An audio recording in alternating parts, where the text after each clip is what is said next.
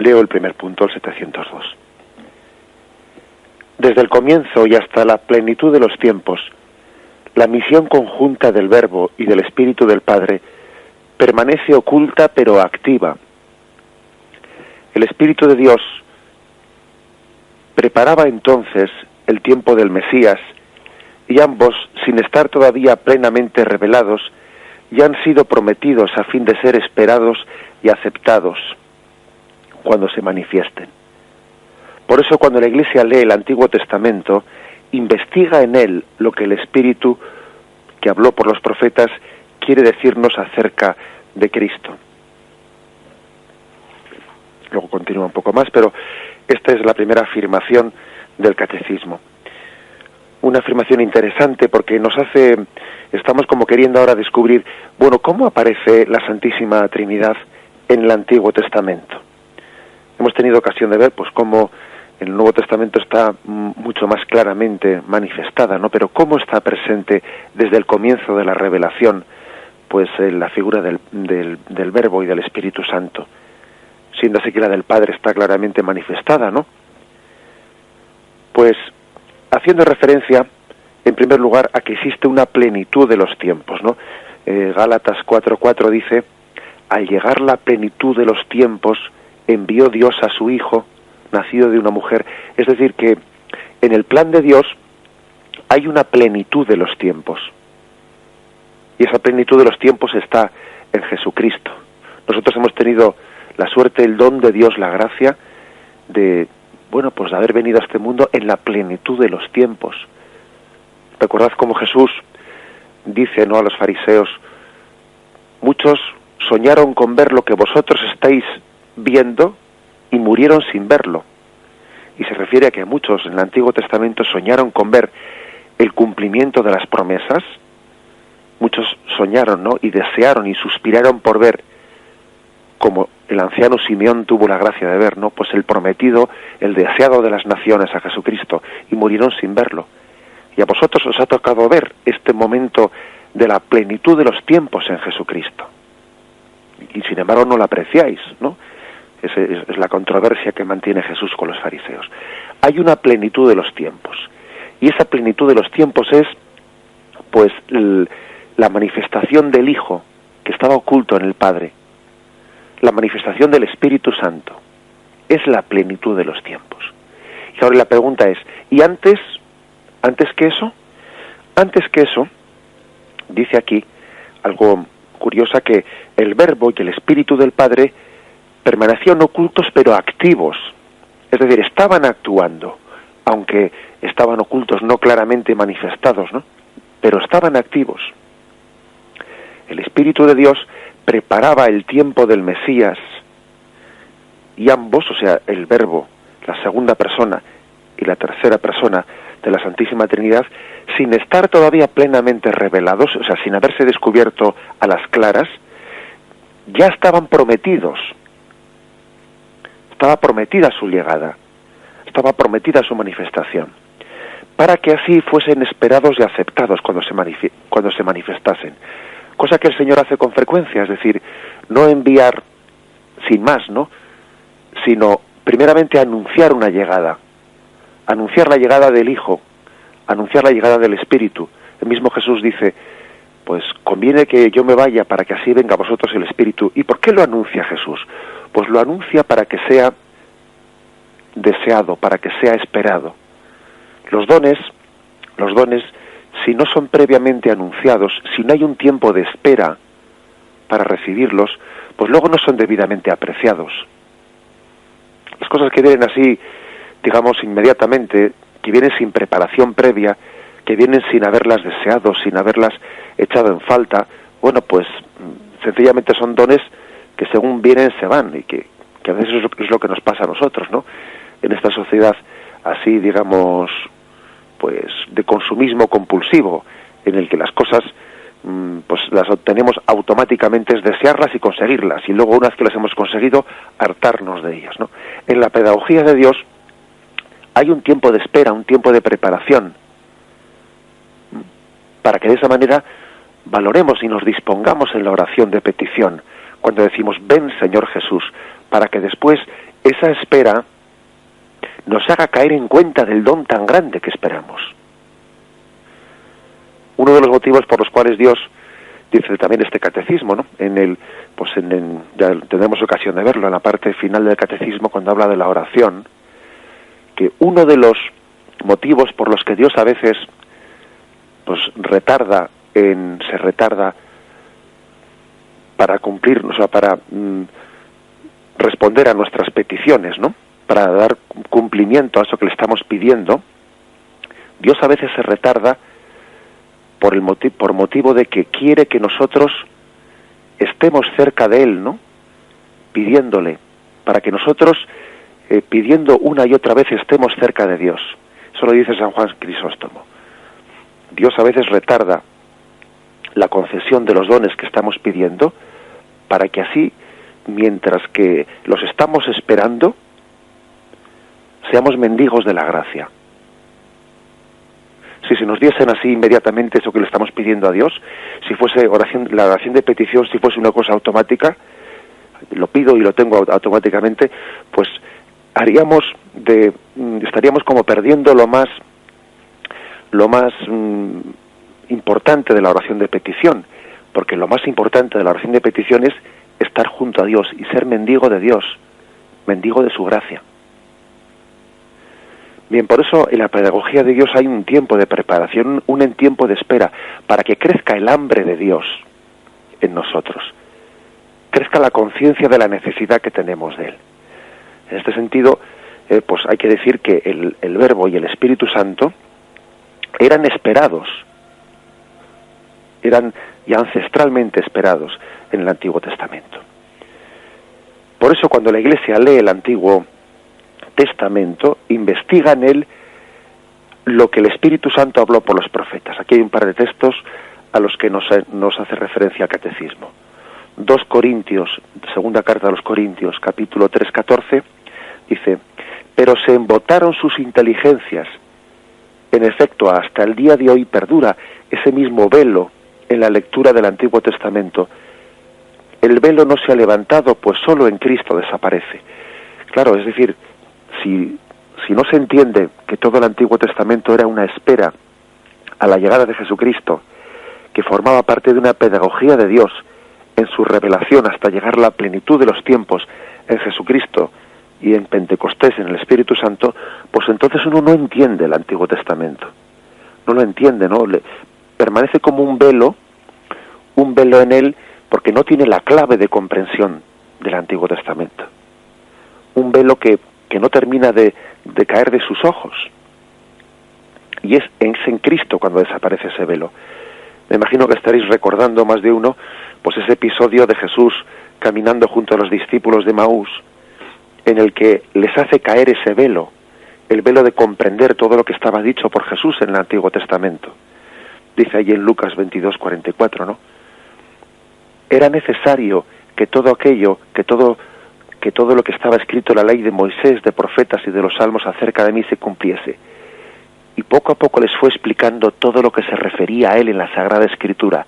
Y a ellos se les cae como el velo de no entendían lo que se refería a Jesús en el Antiguo Testamento.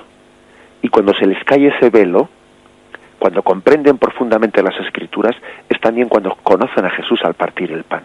Hay pues un velo en el Antiguo Testamento que se desvela al revelarse Jesucristo y al revelarse el Espíritu Santo. En esa clave, ¿no? En esa clave hay que leer la Sagrada Escritura. Juan 5, versículos 39 al 46 dice: vosotros investigáis las Escrituras, ya que queréis tener en ellas vida eterna. Ellas son las que dan testimonio de mí, y vosotros no queréis venir a mí para tener vida. La gloria no la recibo de los hombres, pero yo os conozco. No tenéis en vosotros el amor de Dios. Yo he venido en nombre de mi Padre y no me recibís. Si otro viene en mi nombre, a ese le recibís. ¿Cómo podéis creer vosotros que aceptáis gloria unos de otros y no buscáis la gloria que viene del único Dios? No penséis que os voy a acusar yo delante del Padre. Vuestro acusador es Moisés, en quien habéis puesto vuestra esperanza, porque si creyerais a Moisés, me creeríais también a mí, porque él escribió de mí. Fijaros en la controversia de Jesús, ¿no?, con los fariseos. Vosotros decís que no creéis en Jesús, que creéis únicamente en Moisés. Pero dice, pero fijaros que Moisés escribió de mí. Moisés mismo, en el que vosotros decís que os apoyáis, él va a dar testimonio contra vosotros, porque él estaba preparando la llegada del Verbo, él estaba preparando la llegada del Espíritu Santo, y vosotros tenéis un velo en vuestros ojos, en el que no termináis de comprender que todo el Antiguo Testamento desembocaba en el Verbo y en el Espíritu Santo, en la revelación plena de la Santísima Trinidad. Bien, esta es de alguna manera la afirmación primera, ¿no?, de este punto del catecismo, cómo toda la Sagrada Escritura, toda la revelación, toda la historia de la salvación estaba conducida a desvelar, a revelarnos, ¿no?, el misterio oculto de Dios. Tenemos la gracia de que en esta plenitud de los tiempos hemos conocido al Padre, hemos conocido al Hijo, hemos conocido al Espíritu Santo. Bien, y continúa el catecismo a partir del punto 703 como rastreando aquellas partes del Antiguo Testamento en las que de una manera velada se estaba hablando ya de la manifestación del Verbo y del Espíritu Santo. Algunos pasajes del Antiguo Testamento en los que la tradición cristiana ha percibido ya pues una especie de sugerencia, una preparación, una pedagogía de Dios para que comenzásemos a entender el misterio del Espíritu Santo y del Verbo ocultos en el Antiguo Testamento, todavía no plenamente manifestados, ¿no? Dice así el 703: la palabra de Dios y su soplo estaban en el origen del ser y de la vida de toda criatura.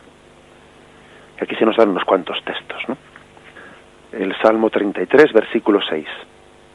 Por la palabra de Yahvé fueron hechos los cielos, por el soplo de su boca todo lo creado.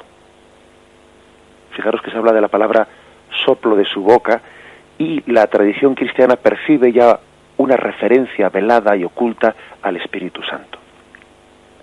En el Salmo 104, versículo 30, escondes tu rostro y vuelve a la nada, les retiras tu soplo y expiran y vuelven al polvo. Envías tu soplo y son creados, y renuevas la faz de la tierra. Se habla de un soplo de Dios que tiene la capacidad de crear, y cuando se retira el soplo de Dios, vuelve a la nada. El Espíritu Santo es pues como el soplo de Dios, ya anunciado en el Antiguo Testamento.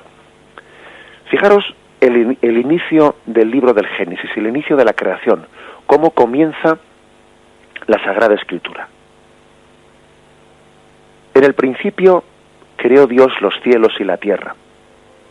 La tierra era caos y confusión y oscuridad por encima del abismo, y un viento de Dios aleteaba por encima de las aguas. Y dijo Dios: haya luz, y hubo luz. Fijaros, como ha dicho aquí, y un viento de Dios aleteaba por encima de las aguas. El inicio de la Sagrada Escritura, el momento de la creación, es también acompañado pues de esta sugerencia de la presencia del Espíritu Santo en el Dios creador. Es Dios en su unidad de personas, ¿no? Padre, Hijo y Espíritu Santo son los tres los que realizan la creación, aunque se la apropiemos especialmente al Padre, pero la creación intervienen indistintamente el Padre, el Hijo y el Espíritu Santo. Fijaros esta sugerencia, ¿no?, tan suave, tan delicada de la presencia del Espíritu y la creación. Y un viento de Dios aleteaba por encima de las aguas. El mismo viento, ¿no?, que se sintió en Pentecostés cuando entró en aquella casa y se posó como lenguas de fuego sobre cada uno de los apóstoles. Génesis 2:7 dice: entonces Yahvé formó al hombre con polvo del suelo e insufló en sus narices aliento de vida, y resultó el hombre un ser viviente. Otra referencia a la que también la tradición cristiana ha visto pues una insinuación del Espíritu Santo. Yahvé formó al hombre del barro de la tierra, con el polvo del suelo e insufló en sus narices aliento de vida. Fijaros que bien puede ser entendida esta referencia como a la creación del alma, ¿no? Pero todavía no se están en ese momento en el que se escribe ese texto, no se tienen los conceptos tan diferenciados como si ese soplo es el alma. De alguna manera se está sugiriendo indistintamente como el espíritu con minúsculas o el espíritu con mayúsculas. Espíritu con minúsculas sería el alma personal, ¿no? Y espíritu con mayúsculas sería el Espíritu de Dios, el Espíritu Santo. Todavía, digamos, los conceptos en el Antiguo Testamento no están tan claramente diferenciados. Yahvé sopla su espíritu para que el primer Adán pase a tener vida, para que pase a ser un ser viviente. Podemos entenderlo indistintamente como el espíritu, el alma que Dios crea, o también que el Espíritu Santo es el que da vida al hombre. Hay pues toda una serie de textos. Tenemos otro también que sugiere el Catecismo, el libro de Coelet o el del Eclesiastés, que tiene estos dos nombres este libro, capítulo 3, versículo del 20 al 21. Dice: todos caminan hacia una misma meta, todos han salido del polvo y todos vuelven al polvo. ¿Quién sabe si el aliento de vida de los humanos asciende hacia arriba y si el aliento de vida de la bestia desciende hacia abajo? Bien, habla del aliento de la vida que tiene el hombre que asciende hacia arriba. Es como diciendo, Dios nos dio su aliento de vida, imagen también del Espíritu Santo, que es el aliento de vida que vuelve hacia Dios cuando el hombre fallece. Ezequiel 37:10 es también otra referencia al Espíritu, cuando Dios le manda al profeta que profetice. Dirás al Espíritu: así dice Yahvé, ven Espíritu de los cuatro vientos y sopla sobre estos muertos para que vivan. Es una profecía dirigida, mejor dicho, se está invocando, ¿no? El Espíritu se le está invocando para que dé vida y resurrección a los muertos. Es decir, que podemos rastrear muchas referencias en el Antiguo Testamento a esa presencia oculta del Espíritu y del Verbo. Aquí el Catecismo nos trae una cita litúrgica de la liturgia bizantina, y fijaros qué hermosa es y qué sugerente. Dice: es justo que el Espíritu Santo reine, santifique y anime la creación, porque es Dios consustancial al Padre y al Hijo. A Él se le da el poder sobre la vida, porque siendo Dios guarda la creación en el Padre por el Hijo. El Espíritu Santo guarda la creación, es el guarda de la creación en el Padre por el Hijo. Una expresión que tenemos que reconocer que pocas veces no habremos podido oír y meditar. El Espíritu Santo es guarda de la creación, porque Él la alienta, Él la está sosteniendo. Y también se nos añade pues una cita de San Irineo, uno de los primeros padres de la Iglesia, que fijaros dice en el punto 704 del Catecismo: en cuanto al hombre, es con sus propias manos, es decir, el Hijo y el Espíritu Santo, como Dios lo hizo, y dibujó sobre la carne moldeada su propia forma, de modo que incluso lo que fuese visible llevase la forma divina. Esta imagen de San Irineo habla de el Espíritu Santo y del Verbo como de las manos de Dios. Es decir, Dios Padre tiene dos manos. Una mano es, su mano derecha es el Hijo, su mano izquierda es el Espíritu Santo. Y con esas dos manos moldea al hombre, crea al hombre con esas dos manos, actuando conjuntamente, ¿no? Pues el Padre, el Hijo y el Espíritu Santo. Son las dos manos de Dios Padre. Y con esas dos manos, dice San Irineo, dibuja, moldea la propia forma de Dios en esa carne humana, dejando sus huellas dactilares, ¿no? En ese barro con el que moldea al hombre. Deja la forma divina de una forma visible en la carne humana. Así pues, la conclusión de esto que estamos afirmando es que en nuestra visión de fe, cuando somos capaces de leer el Antiguo Testamento sin el velo de la carne, sino con la lectura del Espíritu Santo, cuando el Espíritu Santo nos ilumina para interpretar las Sagradas Escrituras, somos capaces de descubrir una presencia oculta del Verbo y del Espíritu, de la segunda persona y de la tercera persona de la Santísima Trinidad, que estaban actuando en el Antiguo Testamento. Continuamente eran como las dos manos del Padre, que estaban moldeando la creación, que estaban formando al hombre, que estaban dejando impresa su huella en nuestro ser. No estaban plenamente revelados, estaban ocultos, pero estaban activos. Y si leemos la Sagrada Escritura con la luz del Espíritu Santo, descubriremos su presencia. La liturgia, fijaros, que está continuamente descubriendo esa presencia del Espíritu Santo y del Verbo, como hemos dicho, ¿no?, en estos textos, como en ese del Génesis, en esa especie de sugerencia de el aliento que estaba aleteando por encima de las aguas, etcétera. Pues bien, en el punto 705, después de haber hablado de esa presencia del Espíritu y de la Palabra en la creación, se continúa describiendo de cómo también el Espíritu es el Espíritu de la promesa. Dice el punto 705, desfigurado por el pecado y por la muerte, el hombre continúa siendo a imagen de Dios, a imagen del Hijo, pero privado de la gloria de Dios, privado de la semejanza. La promesa hecha a Abraham inaugura la economía de la salvación, al final de la cual el Hijo asumirá la imagen y la restaurará en la semejanza con el Padre, volviéndole a dar la gloria el Espíritu que da la vida.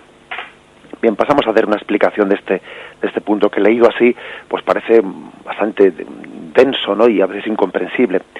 Fijaros que dice el libro de Génesis que el hombre fue creado a imagen y semejanza de Dios. Luego vino el pecado del hombre, el pecado original y los pecados personales. Y lo que San Irineo y los padres de la Iglesia interpretan es que al romper con Dios, porque el pecado ciertamente es una ruptura con Dios, se rompe, dice, no la semejanza, mejor dicho, no la imagen, pero sí la semejanza. Después de el pecado, el hombre sigue siendo imagen de Dios, pero ha perdido su semejanza de Dios. Es decir, aquí se quiere como distinguir pues un misterio, ¿no? El hombre es imagen y semejanza. Tras el pecado hay algo que se ha borrado, pero hay algo que permanece. Algo así se quiere decir, ¿no? Es difícil traducir esto. ¿Qué es exactamente la imagen y qué es exactamente la semejanza? Pues bueno, pues no lo sabemos, ¿no? Tampoco no pretendamos, pues, llegar a, no sé, pues a desvelar todos los misterios. Pero lo que sí que es cierto es que en el pecado hay algo, una ruptura de la amistad con Dios, pero uno no deja de ser hijo de Dios, ¿eh? Es como, bueno, pues como esa referencia que la propia experiencia nos lo dice. Uno, por el hecho de que peque, no deja de ser hijo. Sigue siendo hijo, ¿verdad? Pero está claro que ha roto una amistad con su padre. Luego, fijaros, la lectura cristiana de ese texto del Antiguo Testamento nos viene a decir que tras el pecado, el hombre ha perdido la semejanza con Dios, aunque mantiene la imagen de Dios en su ser. Mantiene esa especie de similitud de Dios, tiene las huellas de Dios impresas en su ser, aunque ha perdido la amistad con Dios. Tenemos aquí un texto, Romanos 3:23, que dice: todos pecaron y están privados de la gloria de Dios. O sea que esa semejanza que hemos perdido por el pecado es estar privados de la gloria de Dios. La gloria de Dios no habita en nosotros. Hemos dejado de estar inhabitados, ¿no?, por la presencia de Dios, fruto del pecado y del pecado mortal, ¿no?, que por el que perdemos la amistad y la inhabitación de Dios en nosotros. Y, sin embargo, al inaugurarse la promesa de la salvación, en Jesucristo, en el Hijo, volveremos a recuperar la imagen que habíamos perdido. Jesucristo asume la imagen, ¿no?, la imagen de Dios. Él es la imagen del Dios invisible, que nosotros habíamos perdido, y Él la recupera para nosotros. Y la palabra se hizo carne, dice Juan 1:14, y puso su morada en nosotros, y hemos contemplado su gloria, gloria que recibe del Padre como Hijo único. Es decir, en Jesucristo el hombre recupera la semejanza, la gloria que había perdido por el pecado. Dice Filipenses 2:7, sino que se despojó de sí mismo, tomando condición de siervo, haciéndose semejante a los hombres. Habíamos perdido una semejanza con Dios y la recuperamos con Jesús, porque al hacerse semejante a nosotros, nosotros volvemos a ser semejantes a Dios. Fijaros qué misterio, ¿no? Habíamos perdido por el pecado la semejanza de Dios, aunque manteníamos la imagen, pero habíamos perdido la semejanza de Dios y entonces volvemos a recuperarla por Jesucristo, porque Él se hace semejante a nosotros para que nosotros volvamos a ser semejantes a Dios. Y el misterio de la promesa, el espíritu de la promesa que dice aquí el Catecismo, es en Jesucristo volvemos a recuperar la imagen y la semejanza. Es el Espíritu que da vida, el Espíritu, el que restaura en nosotros la semejanza con el Padre. El Espíritu Santo es restaurador, como un restaurador que va a restaurar un cuadro en el que había quedado borrado el color con el paso de los siglos, ¿no? Y hace una labor magnífica de restauración. Y dice uno, pero ese restaurador qué maravilla ha hecho, pero qué colores le ha sacado al cuadro. Pues es cierto, se los ha sacado, porque él ha restaurado lo que estaba oculto en eso es lo que hace el Espíritu Santo con nosotros. Restaura la semejanza con Dios Padre que habíamos perdido. Esta es la obra del Espíritu Santo y la obra del Verbo, restaurar la semejanza perdida por el pecado.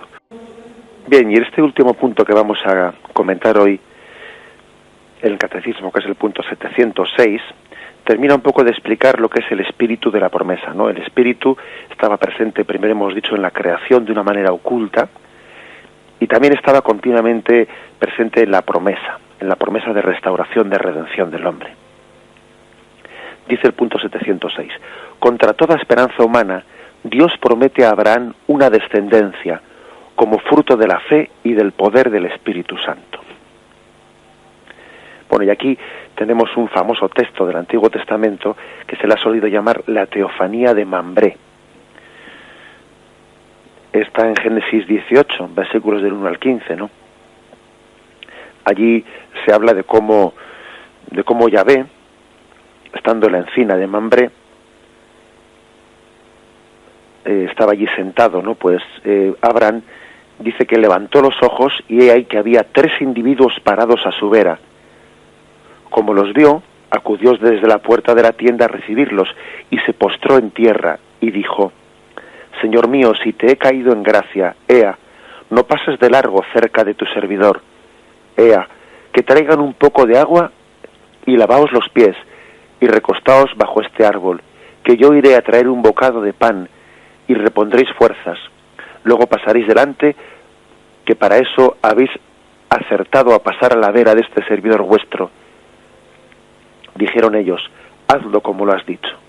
Bien, Abraham va y prepara pues esa ofrenda, y esos 3 misteriosos visitantes, ante los cuales Abraham se había postrado ¿no?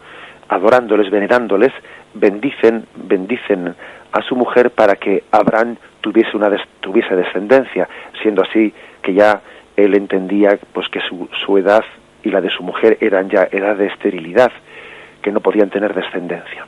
Pues bien, la tradición cristiana ha visto en esta misteriosa visita que tuvo Abraham de esos 3 visitantes, esos 3 hombres que le bendicen, y tras la bendición le dan el don de la descendencia, ha visto una imagen de la Trinidad. Especialmente en muchas representaciones de Oriente se representa a 3 ángeles visitando a Abraham, imagen de la Trinidad. Es la teofanía de Mambré, misteriosa. El Señor bendice y se presenta ocultamente a Abraham. Abraham entiende, ¿no?, que hay un misterio de la presencia de Dios en aquellos 3 visitantes, ¿no? Y se postra ante ellos y se deja bendecir por ellos. Entiende que Dios está pasando en esa visita junto a él y está bendiciendo su vida. De una manera similar, ¿no? Esto no deja de ser sino una evocación de lo que estaba por llegar con María en aquella visitación del ángel, pues que hace no ya que una mujer estéril pueda dar a luz, sino que María pueda concebir sin concurso de varón. Y nos recuerda pues aquello que también en Lucas 1, 54-55 dice: acogió a Israel su siervo, acordándose de la misericordia, como la había anunciado a nuestros padres en favor de Abraham y de su linaje por los siglos. Es decir, que una de las cosas que vemos es que el Espíritu había realizado la promesa de salvación para Israel, de una manera oculta, pero aquel que le prometió a Abraham que de su descendencia nacería un gran pueblo, era el Espíritu Santo oculto. El Espíritu Santo prometió a Abraham la fecundidad, y el Espíritu Santo fue el que hizo fecunda a Sara. De la misma forma que luego ya más a las claras, de una manera más claramente manifestada y revelada, no tan ocultamente, el Espíritu Santo fue el que formó las entrañas de María, la humanidad del Verbo. Ella concibió por obra y gracia del Espíritu Santo, pero el Espíritu Santo oculto ya estaba actuando en Abraham y en el Antiguo Testamento.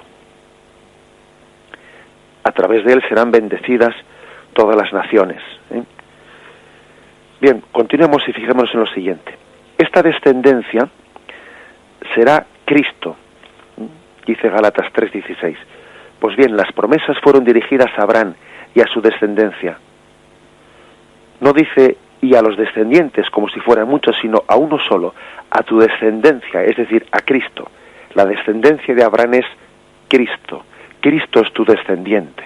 Esa es la promesa que se le hace a Abraham. En quien la efusión del Espíritu Santo formará la unidad de los hijos dispersos. El Espíritu Santo hace una función que es la de unir a los hijos dispersos de Israel. Conviene, dice el sumo sacerdote, ¿no?, en aquella en aquel interrogatorio que hay ahí en el Sanedrín, conviene que uno muera para el bien de todo el pueblo, para la unidad del rebaño disperso. El Espíritu Santo está ejerciendo la función en el Antiguo Testamento ya de ir poco a poco unificando el rebaño disperso. El Espíritu Santo, junto con el Verbo, junto con ese pastor que deja las 99 ovejas y va en busca de la oveja perdida, está atrayendo a todas las ovejas dispersas, está unificando el rebaño. Comprometiéndose con juramento, dice, Dios se obliga ya al don de su Hijo amado y al don del Espíritu de la promesa, que es prenda para redención de pueblo de su posesión. Fijaros en esto que dice el Catecismo: comprometiéndose con juramento, Dios está obligando al don de su Hijo amado.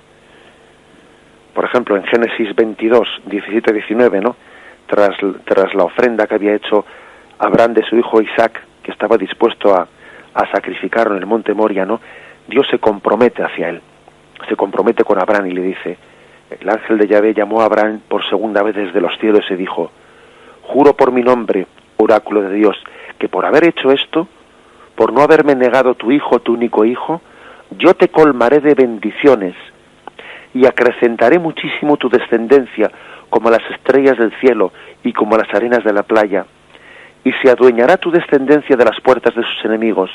Por tu descendencia se bendecirán todas las naciones de la tierra, en pago de haber obedecido tú mi voz. Es decir, que Dios se está comprometiendo con Abraham a enviar a su hijo. Dios se está comprometiendo con Abraham a enviar el Espíritu Santo. Ya en el Antiguo Testamento hay como un compromiso de Dios de bendecir. Y también dice que se está comprometiendo a enviar el don del Espíritu Santo, ¿no? Dice, por ejemplo, Efesios 1, 13, 14. En él también vosotros, tras haber oído la palabra de la verdad, el evangelio de vuestra salvación, y creído también en él, fuisteis sellados con el Espíritu Santo de la promesa. Fijaros que se habla aquí del Espíritu Santo de la promesa. Estaba prometido el Espíritu Santo en el Antiguo Testamento, que es prenda de nuestra herencia para redención del pueblo de su posesión, para la alabanza de su gloria. Y por último, el último texto al que hace referencia al catecismo es Gálatas 3:14. Fijaros, a fin de que llegara a los gentiles, en Cristo Jesús, la bendición de Abraham, y por la fe recibiéramos el espíritu de la promesa. O sea que en última instancia, cuando Dios estaba bendiciendo a Abraham, y cuando le estaba diciendo, haré de ti una descendencia numerosa, por ti serán bendecidas todas las naciones, le estaba prometiendo a Abraham la llegada del Verbo y la llegada del Espíritu Santo. Una vez más, pues, concluimos diciendo la afirmación que hemos hecho de entrada, que la Santísima Trinidad estaba desde el comienzo de la Sagrada Escritura presente, aunque oculta, pero estaba actuando, y pedimos la luz del Espíritu Santo para que se nos caiga el velo de los ojos y seamos capaces de descubrir la presencia, pues, del Verbo y del Espíritu Santo junto con el Padre en tantas promesas y en tantos pasajes, pues, de la Sagrada Escritura. Alabado sea Jesucristo.